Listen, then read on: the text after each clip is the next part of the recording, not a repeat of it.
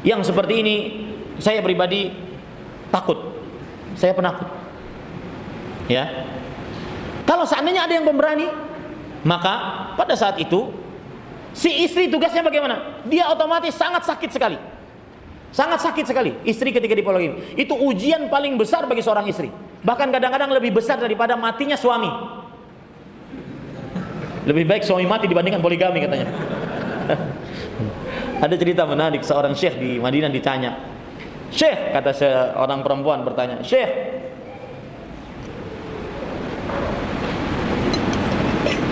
bolehkah saya berdoa kepada Allah Subhanahu wa taala dengan lafaz seperti ini? Ya Allah, masukkanlah saya dan suami saya ke dalam surga. Dan jangan kasih suami saya bidadari. Maka yang menarik jawaban Syekh, kata Syekh, tubtulina fid dunya wa tubtulina fil akhirah kaman ba'du. Yang artinya kalau bahasa Indonesianya, kalian sudah menyiksa kita di dunia, tidak boleh poligami di akhirat juga begitu.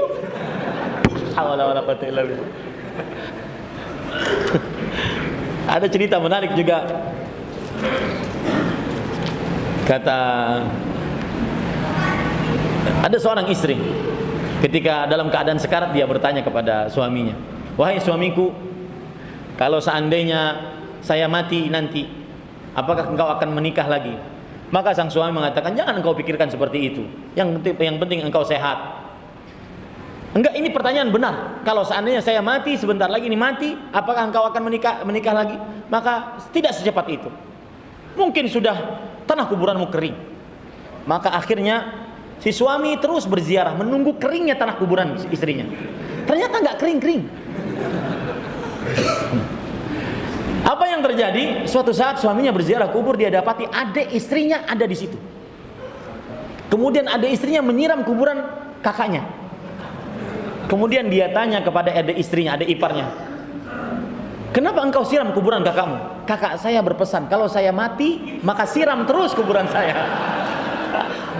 Maka saya sebagai seorang laki-laki, saya melihat cerita seperti itu bukti cinta istrimu kepadamu, wahai para suami. Maka maklumi itu. Wallahi kadang-kadang benar, ujian paling berat bagi seorang istri adalah ketika dia dipoligami. Makanya orang mengatakan bahwa lebih baik suami mati dibandingkan dipoligami. Maka pada saat itu, kalau seandainya seorang perempuan melihat suaminya ingin berpoligami, yang ada dia menerima hukum tersebut. Dia tidak boleh mencela hukum tersebut. Itu paling utama. Karena kalau mencela, membenci hukum tersebut, kufur yang ada, terhapus amalnya. Dzalika bi annahum karihu ma anzalallah fa ahbata amalahum. Yang demikian itu karena mereka membenci hukum-hukum Allah, maka hapus amalannya. Itu yang paling utama. Jangan membenci.